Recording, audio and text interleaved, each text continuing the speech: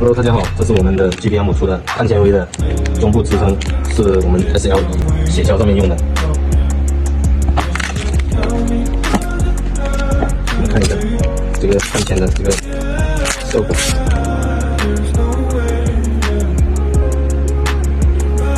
相比原厂的话，它是结构是一样的，但是它是轻了很多。我们称一下，我们现在看一下重量。原厂的是87克，看在我们 GBM 的只有42克，轻了一半。还有就是 GBM 的，它这个中轴上面是有一个环的，就是说防止这个碳纤拉裂，所以加了一个紧固件。